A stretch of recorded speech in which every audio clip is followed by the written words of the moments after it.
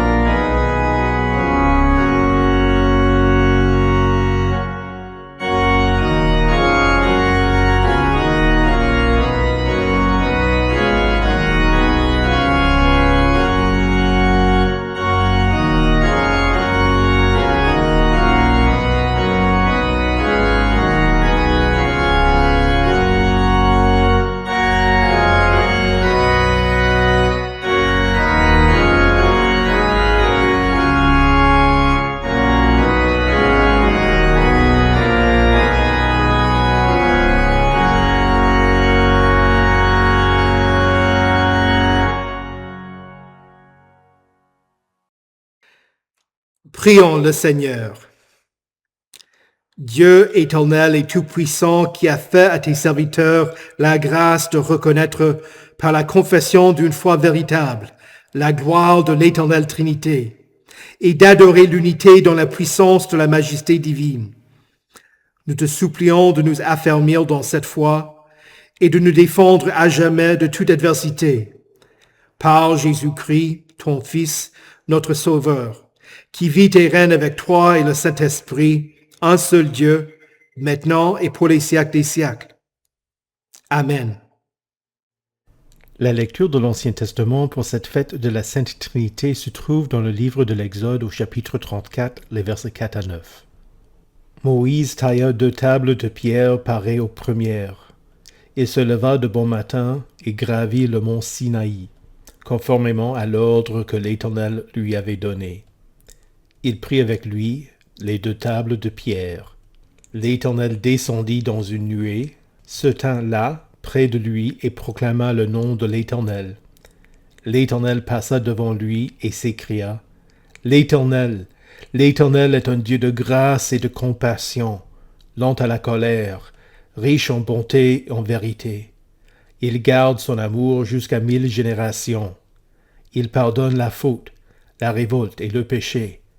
Mais il ne traite pas le coupable en innocent, et il punit la faute des pères sur les enfants et les petits-enfants jusqu'à la 3e et la 4e génération. Aussitôt Moïse s'inclina jusqu'à terre et adora. Il dit, « Seigneur, si j'ai trouvé grâce à tes yeux que le Seigneur marche au milieu de nous, même si c'est un peuple réfractaire, pardonne nos fautes et nos péchés, et prends-nous pour ta possession. » Ici prend fin la lecture de l'Ancien Testament. Écoutez également l'épître dans 2 Corinthiens au chapitre 13, les versets 1 à 13. Pour le reste, frères et sœurs, soyez dans la joie, travaillez à vous perfectionner, encouragez-vous, vivez en plein accord, dans la paix, et le Dieu d'amour et de paix sera avec vous. Saluez-vous les uns et les autres par un saint baiser. Tous les saints vous saluent. Que la grâce du Seigneur Jésus-Christ, l'amour de Dieu et la communion du Saint-Esprit soient avec vous tous. Ici prend fin la lecture de l'épître. Écoutez enfin l'Évangile dans Jean au chapitre 3, les versets 1 à 17. Or il y avait parmi les pharisiens un homme du nom de Nicodème, un chef des Juifs. Il vint de nuit trouver Jésus et il lui dit, « Maître, nous savons que tu es un enseignant envoyé par Dieu, car personne ne peut faire ces signes miraculeux que tu fais si Dieu n'est pas avec lui. » Jésus lui répondit, « en vérité, je te le dis, à moins de naître de nouveau, personne ne peut voir le royaume de Dieu. » Nicodème lui dit, « Comment un homme peut-il naître quand il est vieux ? Peut-il une seconde fois entrer dans le ventre de sa mère et naître ?» Jésus répondit, « en vérité, je te le dis, à moins de naître d'eau et d'esprit, on ne peut pas entrer dans le royaume de Dieu. Ce qui est né de parents humains est humain, et ce qui est né de l'esprit est esprit. Ne t'étonne pas que je t'ai dit, il faut que vous naissiez de nouveau. Le vent souffle où il veut et tu en entends le bruit, mais tu ne sais pas d'où il vient, ni où il va. C'est aussi le cas de toute personne qui est née de l'esprit. » Nicodème reprit la parole et lui dit, « Comment cela peut-il se faire ?» Jésus lui répondit, « Tu es l'enseignant d'Israël et tu ne sais pas cela ?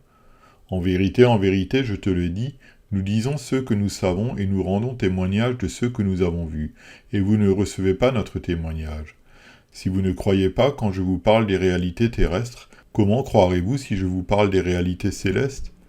Personne n'est monté au ciel, sinon celui qui est descendu du ciel, le Fils de l'homme qui est dans le ciel.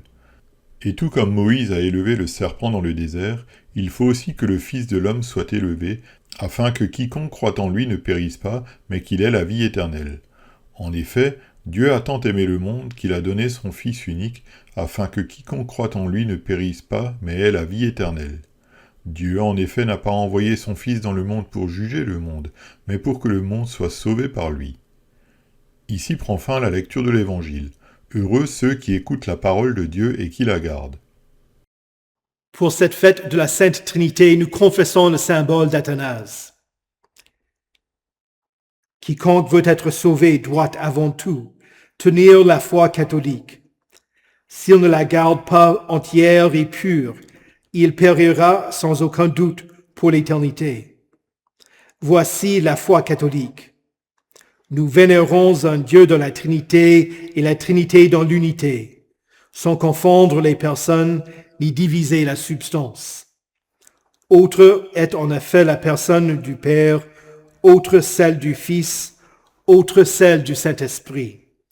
Mais une est la divinité du Père, du Fils et du Saint-Esprit.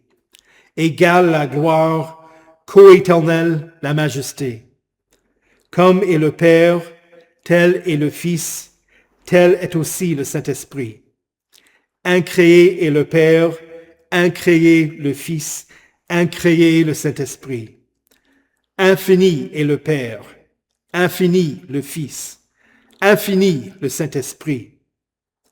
Éternel est le Père, éternel le Fils, éternel le Saint-Esprit. Et cependant, ils ne sont pas trois éternels, mais un éternel. Tout comme ils ne sont pas trois incréés, ni trois infinis, mais un incréé et un infini. De même, Tout-Puissant est le Père, tout-puissant le Fils, tout-puissant le Saint-Esprit. Et cependant, ils ne sont pas trois tout-puissants, mais un tout-puissant. Ainsi le Père est Dieu, le Fils est Dieu, le Saint-Esprit est Dieu. Et cependant, ils ne sont pas trois dieux, mais un Dieu. Ainsi le Père est Seigneur, le Fils est Seigneur, le Saint-Esprit est Seigneur. Et cependant, ils ne sont pas trois seigneurs, mais un Seigneur. Car de même que la vérité chrétienne nous oblige à confesser que chacune des personnes en particulier est Dieu et Seigneur, de même la religion catholique nous interdit de dire qu'il y a trois dieux ou trois seigneurs. Le Père n'a été fait par personne et il n'est ni créé ni engendré. Le Fils n'est issu que du Père. Il n'est ni fait ni créé, mais engendré. Le Saint-Esprit vient du Père et du Fils. Il n'est ni fait ni créé ni engendré, mais il procède. Il n'y a donc qu'un Père, non pas trois pères, un Fils, non pas trois fils, un Saint-Esprit, non pas trois Saints-Esprits. Et dans cette Trinité, il n'est rien qui ne soit avant ou après, rien qui ne soit plus grand ou plus petit. Mais les personnes sont toutes trois également éternelles et semblablement égales. Si bien qu'en tout, comme on l'a déjà dit plus haut, on doit vénérer et l'unité dans la Trinité et la Trinité dans l'unité. Qui donc veut être sauvé, qu'il croit cela de la Trinité. Mais il est nécessaire au salut éternel de croire fidèlement aussi à l'incarnation de notre Seigneur Jésus-Christ. Voici la foi orthodoxe. Nous croyons et nous confessons que notre Seigneur Jésus-Christ, Fils de Dieu, est Dieu et homme. Il est Dieu de la substance du Père, engendré avant les siècles, et il est homme de la substance de sa mère, né dans le temps. Dieu parfait, homme parfait, composé d'une âme raisonnable et de chair humaine, égal au Père selon la divinité, inférieur au Père selon l'humanité. Bien qu'il soit Dieu et homme, il n'y a pas cependant deux Christ, mais un Christ. Un. Non parce que la divinité a été transformée en la chair, mais parce que l'humanité a été assumée en Dieu. Un absolument. Non par un mélange de substances, mais par l'unité de la personne. Car de même que l'âme raisonnable et le corps font un homme, de même Dieu et l'homme font un Christ. Il a souffert pour notre salut. Il est descendu aux enfers. Le troisième jour, il est ressuscité des morts. Il est monté aux cieux. Il siège à la droite du Père, d'où il viendra juger les vivants et les morts. À sa venue, tous les hommes ressusciteront avec leur corps et rendront compte de leurs propres actes. Ceux qui ont bien agi iront dans la vie éternelle, ceux qui ont mal agi au feu éternel. Telle est la foi catholique. Si quelqu'un n'y croit pas fidèlement et fermement, il ne pourra être sauvé. Amen.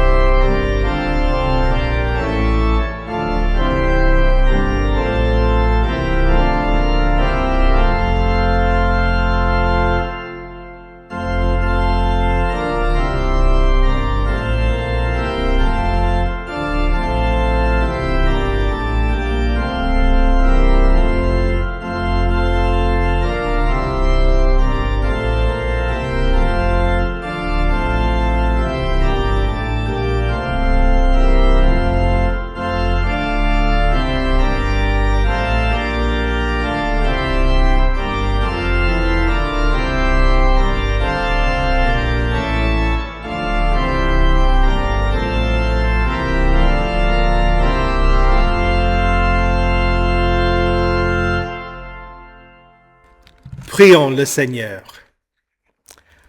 Ô Père éternel, toi qui nous as créés et qui as envoyé ton Fils unique afin qu'il te révèle et qu'il nous rachète, par ton esprit, illumine-nous afin que nous te connaissions, t'adorions, te louions et te glorifions, toi le seul vrai Dieu, maintenant et pour toute éternité. Amen. Au nom du Père et du Fils et du Saint-Esprit. Amen. La lecture de l'Évangile choisie pour ce dimanche de la Sainte Trinité fera l'objet de notre méditation. En particulier les versets dans lesquels Jésus dit « En vérité, je te le dis. » Nous disons ce que nous savons et nous rendons témoignage de ce que nous avons vu. Et vous ne recevez pas notre témoignage. Si vous ne croyez pas quand je vous parle des réalités terrestres, comment croirez-vous si je vous parle des réalités célestes? Personne n'est monté au ciel, sinon celui qui est descendu du ciel, le Fils de l'homme qui est dans le ciel. Il y a une vingtaine d'années, j'ai entendu une fable d'origine indienne que certains utilisaient pour illustrer l'idée que toutes les religions révèlent la nature de Dieu. Ils soutenaient qu'aucune religion ne détenait toute la vérité. Selon la fable, 6 aveugles qui n'avaient jamais rencontré un éléphant devaient toucher l'animal et le décrire. Le premier tendit la main et toucha le flanc. Comme c'est lisse, un éléphant ressemble à un mur. Le deuxième étendit la main et décrivit la trompe. L'éléphant ressemble à un serpent car il est rond. Le troisième toucha la défense de l'éléphant et dit « Ah, l'éléphant ressemble à une lance. » Le quatrième trouva la patte. L'éléphant est grand comme un arbre. Le cinquième homme toucha l'oreille de l'éléphant et s'exclama « Comme elle est large! Cet éléphant ressemble à un éventail. » Le dernier homme toucha la queue et répondit « Vous avez tous tort. L'éléphant est fin comme une corde. » Les 6 hommes se disputaient entre eux et chacun défendait sa perception de l'animal. Le Raja, réveillé par le tumulte, s'écria depuis le balcon « L'éléphant est un gros animal. Chacun n'a qu'à toucher qu'une partie. Vous devez rassembler toutes les parties pour découvrir à quoi ressemble un éléphant. » Quel est le défaut de cette illustration? Non pas que chaque personne interprète Dieu à sa façon et devait apprendre des autres. Le problème est plus profond. Ces hommes étaient toujours aveugles. Même en s'écoutant les uns les autres, ils ne connaissaient toujours pas la nature de l'éléphant, son caractère, son utilité pour le transport ou le déplacement d'objets lourds, la différence entre un éléphant domestique et un éléphant sauvage, etc. Ils ignoraient que l'éléphant est gris. Même si ces aveugles avaient appris ce détail, ils ne comprendraient pas la signification. Alors, même les efforts combinés de tous ces aveugles pour décrire l'éléphant étaient inadéquats pour comprendre sa nature. Quand on parle de la nature de Dieu, le point de référence de tout être humain est limité aux réalités terrestres. Il y a des aspects de Dieu qui nous dépassent. Paul en parle dans son épître aux Romains. Qui a connu la pensée du Seigneur ou qui a été son conseiller? Et encore, il écrivit dans sa première lettre aux Corinthiens, « Aujourd'hui, nous voyons au moyen d'un miroir de manière peu claire, mais alors nous verrons face à face. » Pour comprendre ce verset, il faut savoir que les miroirs de l'époque ne reflétaient pas avec précision comme ceux d'aujourd'hui. Bien que ta connaissance de Dieu n'est pas parfaite et qu'une connaissance parfaite de Dieu nous dépasse, cela ne veut pas dire qu'on ne peut rien comprendre de Dieu. D'abord, nous pouvons comprendre la puissance éternelle et la divinité de Dieu en observant la création. Le prophète Ésaïe écrit, « C'est l'Éternel qui siège au-dessus du cercle de la terre. Ses habitants sont pour lui pareils à des sauterelles. » Mettez-vous à la place d'une sauterelle que vous tiendriez en main. La sauterelle aurait peur d'un être plus puissant et si grand. Et elle chercherait à savoir comment lui échapper. Quand les gens contemplent l'univers, ils éprouvent de la crainte. Combien de religions ont pour but d'apaiser un Dieu par des sacrifices et des offrandes? Mais aveugles, ils essaient de trouver ce qui plairait à ce Dieu inconnu. Face aux ouragans, au déluge, à la sécheresse et à d'autres tempêtes, beaucoup de gens pensent qu'ils subissent une punition de Dieu qu'ils avaient méritée et qu'il fallait renoncer à ce qui avait provoqué la colère de Dieu. Leur conscience a raison. Nous devons tous craindre Dieu. Dieu a inscrit sa loi dans nos cœurs et nous connaissons la différence entre le bien et le mal. Nous savons ce que c'est être responsable d'un acte. Nous avons tous échoué à faire ce que nous devrions, que ce soit venir en aide aux autres, défendre la cause des innocents ou protéger les plus vulnérables. Mais cette connaissance de Dieu qui est innée et que nous pouvons observer dans la création ne révèle qu'un juge sévère. Ainsi, si la révélation de la Sainte Trinité nous dépasse, l'une des personnes du vrai Dieu est devenue homme pour nous et pour notre salut.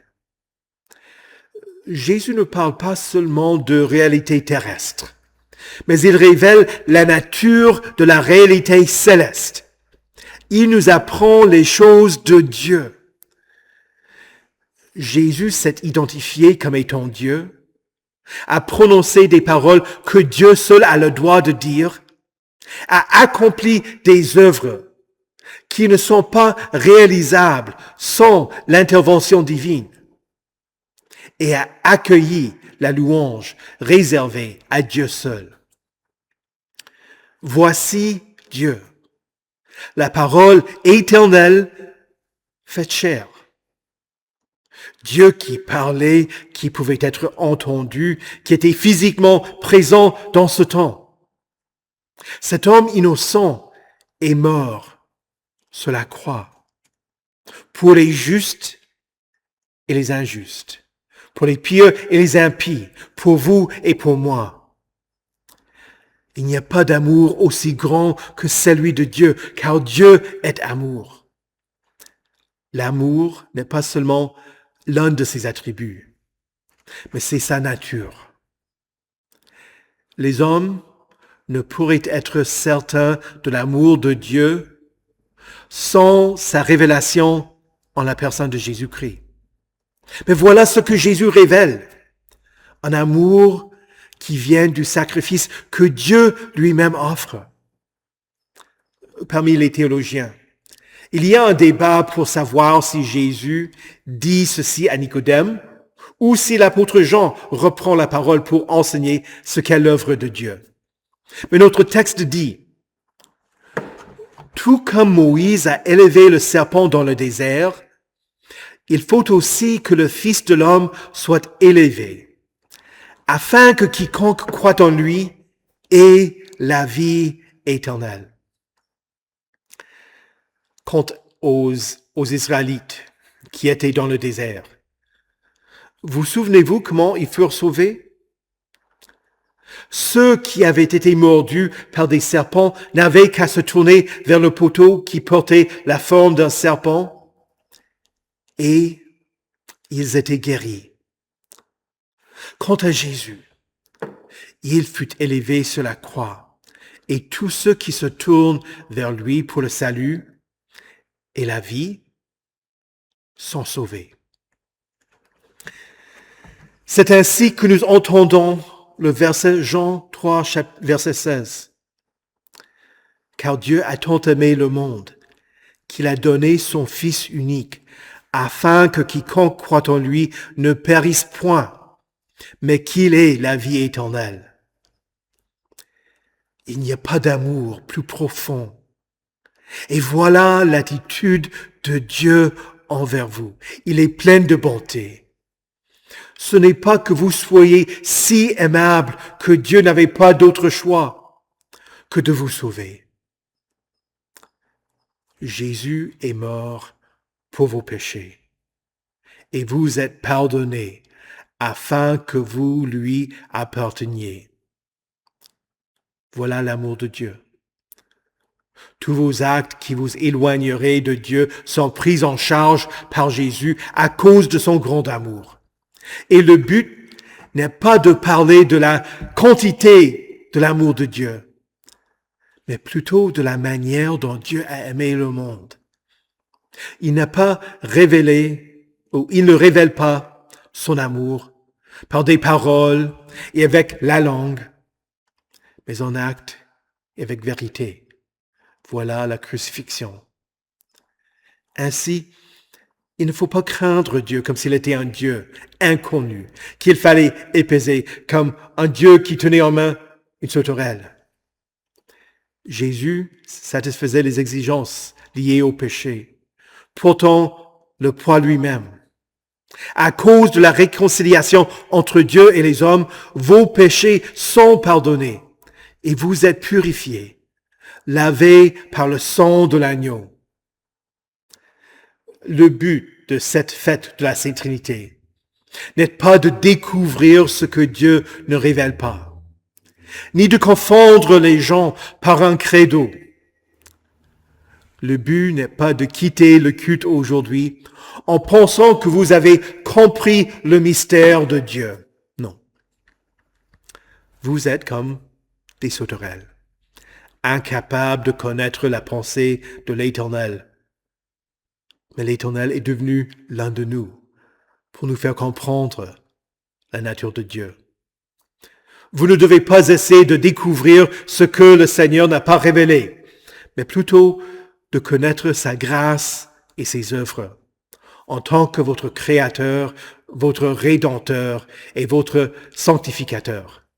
Et cette information vous est transmise par Jésus. C'est ainsi que Dieu veut être connu. Il se révèle afin que vous connaissiez son salut. Il veut que vous trouviez sa miséricorde et son pardon, et que vous voyiez avec clarté qu'il les offre en la personne de son Fils. Ne dites pas à Dieu qui vous pensez qu'il est ou ce que vous voudriez qu'il soit. Mettez votre confiance en lui, qui vous dit qui il est. Jésus est le Fils de l'homme, qui est descendu du ciel. Il vous parle des réalités terrestres par sa parole, en parlant du baptême par exemple. Car avec le Père et le Saint-Esprit, il a tout créé. Mais il veut que vous croyiez quand il vous parle des réalités célestes, car il est celui qui vous ouvre le paradis. Dieu vous a aimé de cette manière. Il a envoyé son Fils unique, afin que quiconque croit en lui ne périsse pas, mais qu'il ait la vie éternelle. Au nom de Jésus, Amen. Que la paix de Dieu, qui surpasse toute intelligence, garde vos cœurs et vos esprits en Jésus-Christ pour la vie éternelle. Amen. Prions pour toute l'Église de Dieu en Jésus-Christ et pour tous les hommes selon leurs besoins. Saint, Saint, Saint es-tu, l'Éternel des armées. Nous bénissons ton nom. Tu nous as appelés des ténèbres à ta merveilleuse lumière. Garde ton Église, rachetée par le sang précieux de Jésus-Christ. Garde-la dans la vraie foi, sans erreur, sans schisme ni compromis, jusqu'au jour où tu l'accueilleras chez toi comme ton épouse sans tache. Seigneur, dans ta miséricorde, écoute notre prière. Ô Éternel, nous te rendons grâce pour nos mères et pour leurs sacrifices, afin que nous vivions. Protège les femmes enceintes et les enfants à naître. Bénis les mères qui se sacrifient pour le bien-être de leurs enfants. Accrois leur amour pour leurs enfants et soutiens leur joie. Qu'elles apprennent à leurs enfants comment vivre et comment contribuer au bien-être commun. Seigneur, dans ta miséricorde, écoute notre prière. Seigneur, comme tu nous as délivrés du domaine des ténèbres pour faire entrer dans le royaume de ton Fils, aide-nous à marcher d'une manière digne de lui. Que ta sainte parole guide nos décisions et nous enseigne comment prier selon ta bonne volonté. Seigneur, dans ta miséricorde, écoute notre prière. Dieu créateur, dans le jardin d'Éden, tu as uni l'homme et la femme en une seule chair. Nous te prions pour les jeunes qui se préparent au mariage, que l'enseignement de ta parole devienne une source d'instruction et de bénédiction pour leur vie de couple. Donne-nous à tous un saint respect pour le mariage et fortifie l'union du mari et de la femme, afin qu'ils soient fidèles et pleins d'amour l'un pour l'autre. Seigneur, dans ta miséricorde, écoute notre prière. Dieu Tout-Puissant, tu es au-dessus de toutes choses. Nous prions pour les nations et les gouvernements, pour les dirigeants et les fonctionnaires, ainsi que pour la paix et la justice ici, dans notre pays et ailleurs dans le monde. Seigneur, dans ta miséricorde, écoute notre prière. Seigneur d'amour, tu promets d'être toujours avec ton peuple jusqu'à la fin des temps. Réconforte ceux qui sont affligés dans leur corps ou leur esprit, leur âme ou leur cœur. En particulier, ceux que nous nommons dans nos cœurs.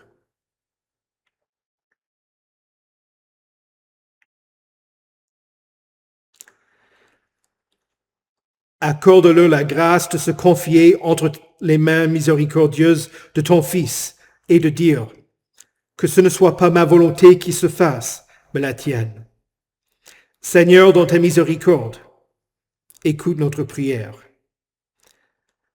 Seigneur très haut, en 6 jours tu as créé tout ce qui existe et tu nous as donné de remplir la terre et de la soumettre. Accorde-nous la sagesse afin que nous puissions gouverner ta création en gérant fidèle, en utilisant les ressources de la terre d'une manière qui te soit agréable, Seigneur, dans ta miséricorde, écoute notre prière. Seigneur Dieu, Père céleste, tu as appelé ton Église parmi toutes les tribus et toutes les nations. Accorde à ton peuple à travers le monde de se réjouir de la mort et de la résurrection du Christ et de vivre comme ceux qui sont morts et ressuscités avec lui dans le saint baptême. Par ce même Jésus-Christ, ton Fils, notre Seigneur, qui vit et règne avec toi et le Saint-Esprit, un seul Dieu, maintenant et pour les siècles des siècles. Amen. Seigneur Jésus, conduis-nous à ton royaume et enseigne-nous à prier. Notre Père, qui es aux cieux, que ton nom soit sanctifié, que ton règne vienne, que ta volonté soit faite sur la terre comme au ciel. Donne-nous aujourd'hui notre pain de ce jour. Pardonne-nous nos offenses, comme nous pardonnons aussi à ceux qui nous ont offensés. Et ne nous laisse pas entrer en tentation, mais délivre-nous du mal. Car c'est à toi qu'appartiennent le règne, la puissance et la gloire, au siècle des siècles. Amen. Recevez avec joie la bénédiction de l'Éternel. Que la grâce de notre Seigneur Jésus-Christ, l'amour de Dieu le Père et la communion du Saint-Esprit soient avec vous tous. Amen.